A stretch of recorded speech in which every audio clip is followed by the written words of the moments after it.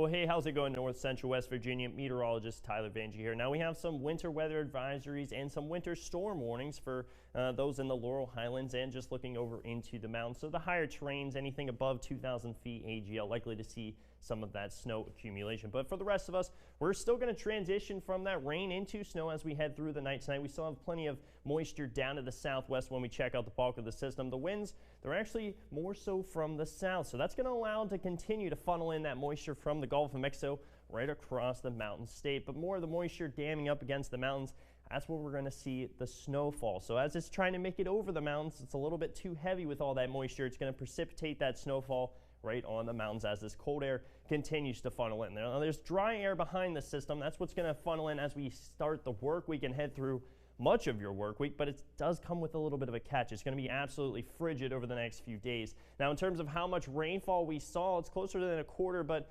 overall we saw close to an inch. It was rather accurate in terms of those models suggesting closer to the inch.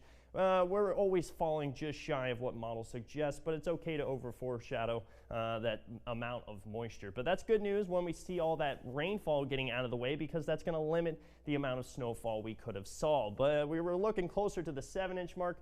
Things are starting to taper off just a little bit. We're 1 to 4 in those with the winter weather advisory. For the winter storm warning, those in the higher terrains, we're closer to the 4 to 7-inch mark. But I still am expecting that to be a little bit over foreshadowing. We saw a lot of rainfall for today. Temperatures aren't dropping until closer to 9 p.m. So that's really going to limit the amount of snowfall we see, but still out of the realm of not out of the realm of possibility to see that 1 to 4-inch mark if you live in closer to Elkins or just looking across the board in those lower terrains. Not out of the realm of possibility to see the closer to the 7-inch mark, though, when we look towards the mountains. So here's how it all plays out, though, on Predictor. The moisture, it's going to continue to slide in, but it's really dry behind the system. That's going to also limit how much precipitation we see when we close everything out. So just behind this cold, dense air, that's going to continue to squeeze that moisture over the mountains. It's struggling to make it over as we head through your Monday morning. Cold, dense air that allows for all that moisture to settle in on the west side of the mountain. So we're going to precipitate that and allow for all this